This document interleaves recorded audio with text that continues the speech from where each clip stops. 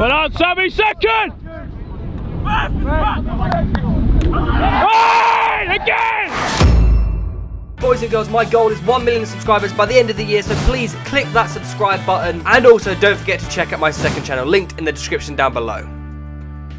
Welcome back to another edition of the Garden FC Sunday League Series. Today we are hoping to get our first points of the season. Currently 2 losses out of 2 games. And we are sitting nice and juicy near the bottom of the leaderboard, which is not fantastic, I can't lie. Today we're against a team called Castle Sport. What a name! As you can see as well, I've got the brand new jackets on. Let me show you this. Let me put this on here real quick for you. Check these out. Look at these. Am I Arsene Wenger or am I Arsene Wenger? It is a bit toasty in there, so I probably will end up taking it off because it's quite warm this morning. A little bit windy. Currently we're trying to work out where are we positioning the camera. We did try and position it in the local park, but I don't think that is the best idea. Like we've got this thing we could stand on, but this will be in the way. So we're thinking at the top of that hill.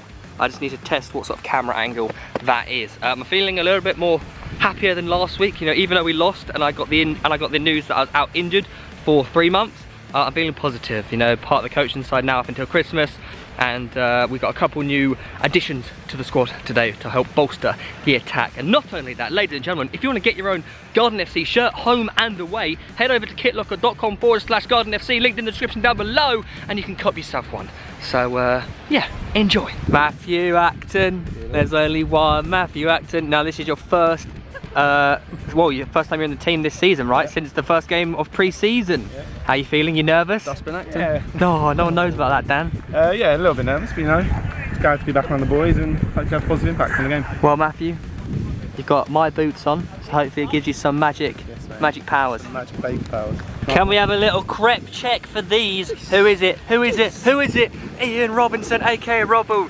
Robbo. Now, Ian, mate, a lot of people watching this may actually remember you from a couple football challenges, and not only that, New Haven days. Yes. New Haven matches. I've featured a couple of times on the channel before. So you're the second person to be making their debut today. You and Matt Acton, how you feeling? Yeah, good mate. Good. I've been trying to get involved for a little while, but other commitments and stuff mean it's not possible. But yeah. Well, the other commitments are you do play for New Haven, and playing on a Sunday is it's an interesting task to get you here, but you're here nonetheless. Exactly. It's a lot bigger pitch than we're used to. It is. Yeah, the other games have been on a really small pitch. I don't think we've been able to play properly. So. Well, at least you're going to have room to run today, which is good. That is the plan. And hopefully don't de-ankle one of these potholes. No, I'll do my best, mate. Right, happy to be on board.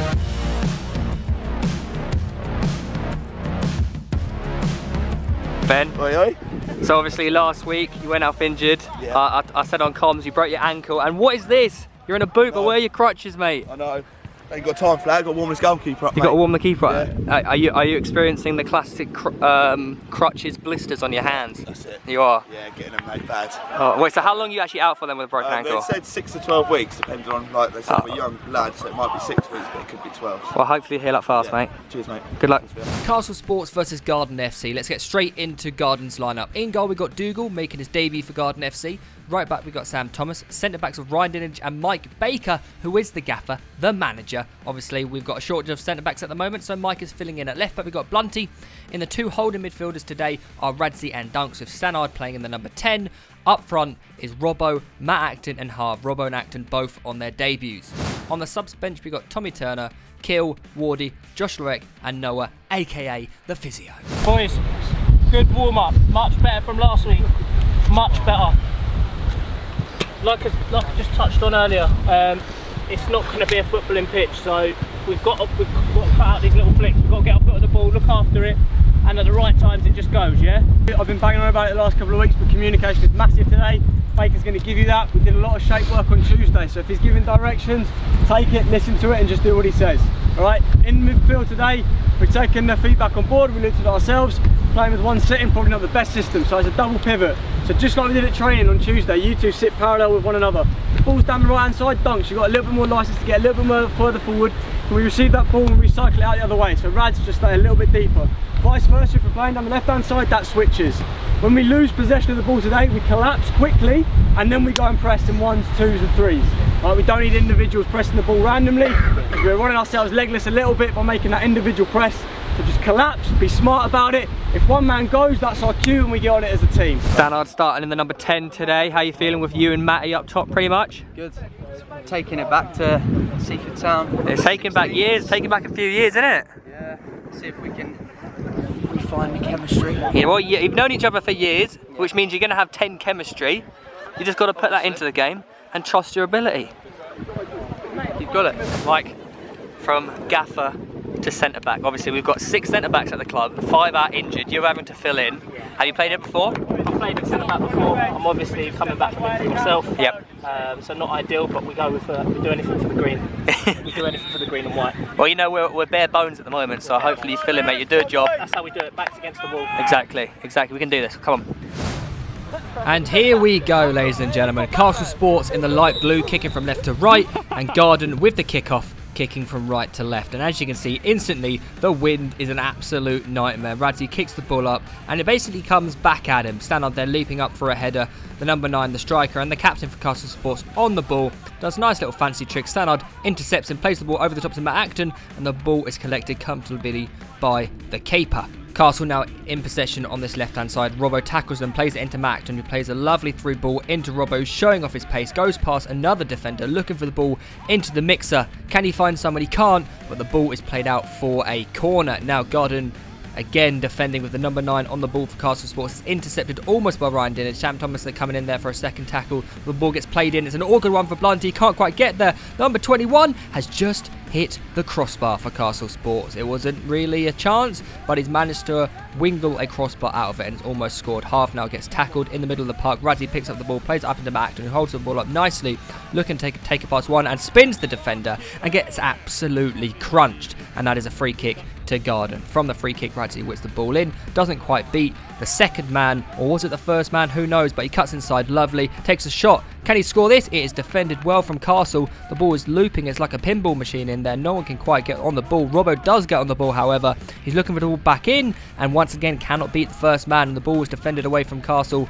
Or away by Castle, sorry, and Castle now in possession of the ball, attacking this left-hand side for them. Number 7 plays it inside. Radzi is there with a lovely turn, looking for the through ball over the top, and Harv is in. Matt was offside. Harv was clearly onside there. Is it going to be 1-0 to Garden? It is!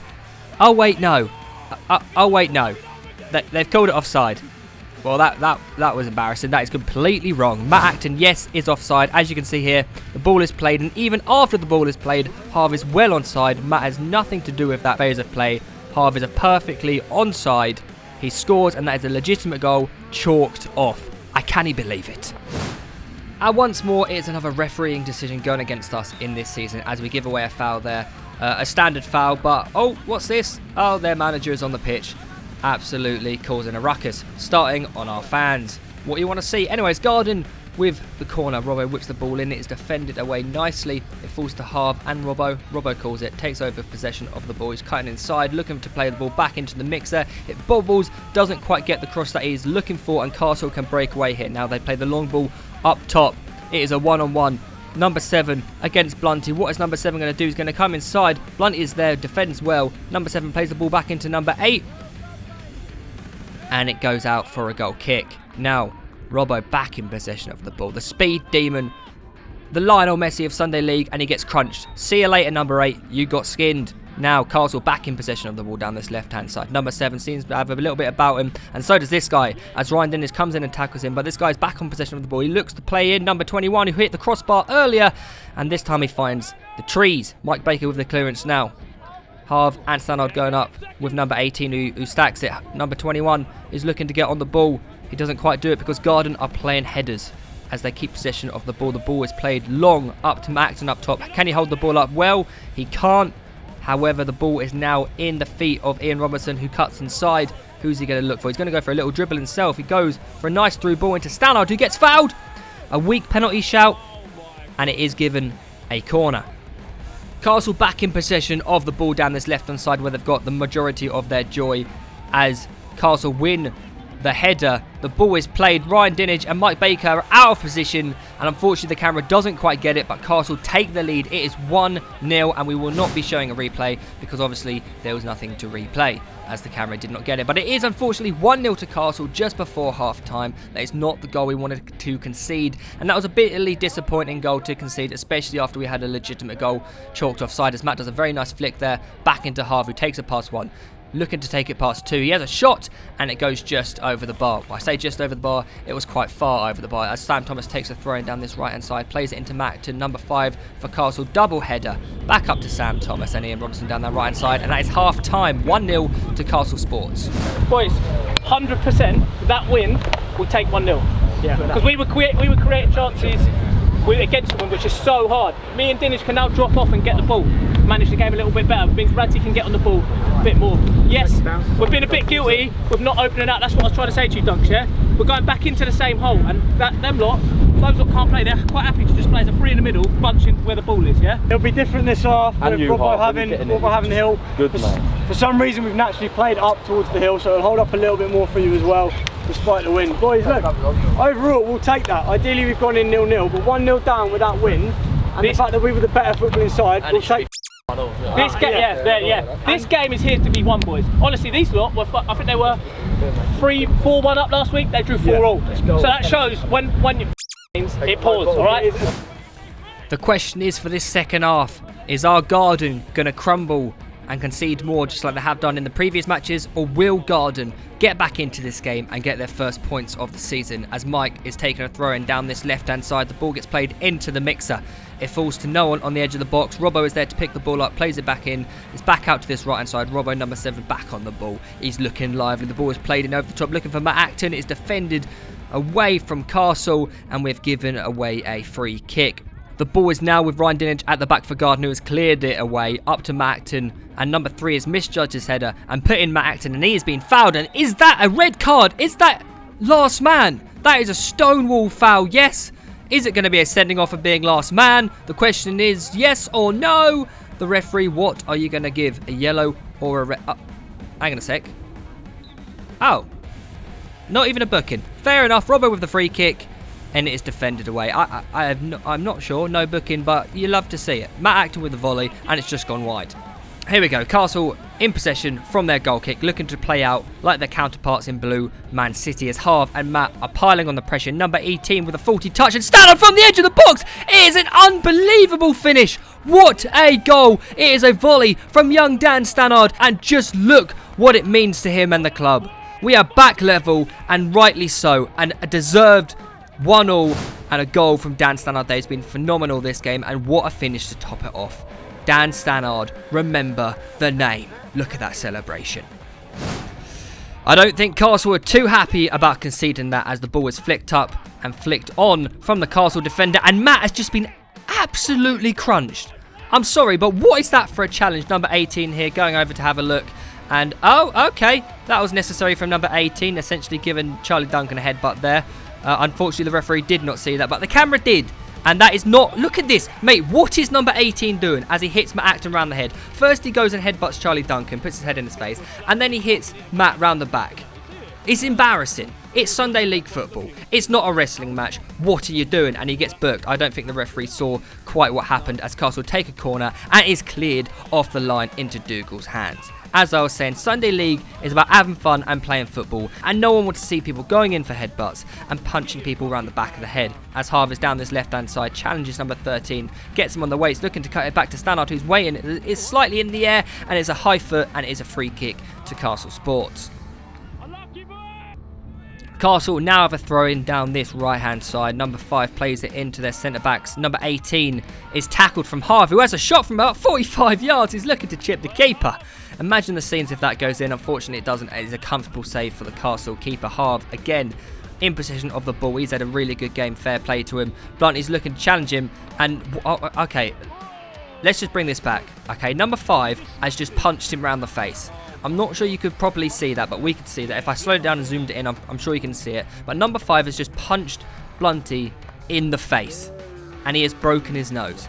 We've had to change shorts because Blunty's got too much blood on the shorts. We've had to change his shorts. He's had to come off as he's getting a yellow card, by the way. So from that decision, number 5, who has punched Blunty in the face, both have got yellow cards. In the face, and we've got a yellow card. That's mad. We've been booked. Either way, it is good to see Blunty up and well, even if he does have a broken nose, and he is still playing with a new change of shorts as Robbo plays the ball into Harv. It's a great interception from Castle. Robbo picks the ball up, who has a shot. It is blocked from the Castle defence. It's back into Harv. Robbo and Harv looking to get a bit of joy as we look for a penalty, and it is not given by the referee. Castle now have a free kick. It's number 5 who punched Blunty in the face with the delivery. Dougal goes for the punch and gets clattered by the Castle attacker. It is a goal kick from Dougal. He plays the ball up into the central midfield. It is flicked on by number 5 and then number 19. Thank you very much. Ball gets played into Kill, who looks for Robbo, who is in possession of the ball, who plays the ball into Half down this left-hand side. A little bit much on the pass from Robbo there, and the attack doesn't quite work out. Number 18 loses possession of the ball once more. Ian Robbo striving to get the ball back. Josh Lueck, who has just come on, plays a 1-2 with Blunty into Radzi, into Half down this left-hand side, and that is a throw-in. The ball is now played high into the Guardian defence. It's 1-on-1. Mike with the great tackle on number 9. He may be the gaffer, he may be the coach, but my word, can he do a job at centre-back.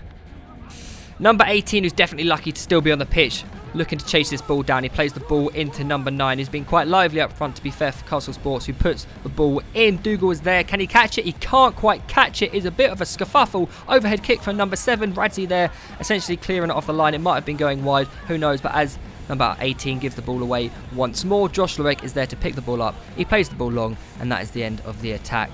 And unfortunately, I'm not sure what's going on here, but number 18 must have said something to the referee, and he's been booked and actually sin binned. Now, in Sunday League, if you get booked for abuse or any language towards the referee, it is a 10-minute sin bin. So, unfortunately for Castle, they are down to 10 men. Once more, number 5 on the free kick for Castle plays quite a nice ball into the dangerous area, and Dougal's absolutely clattered our defender, and Sam Thomas, or is it Radzi rather, has actually cleared it off the line, and number 4 with the finishing shot puts it wide, and that is a close call and a close opportunity for Castle to take the lead here, as number 17 boots Stannard and then kicks out at him and then pushes his head into the ground. Number 17 has lost his head. I'm not sure what is happening with this Castle team and why are they doing like this. There must be a bunch of angry men, but it's actually quite embarrassing as number 17 gets a book in there. This is not how Sunday League is meant to be played, and if I'm being honest, they should be ashamed of themselves. The ball is now played up to number 17, who does a dodgy flick.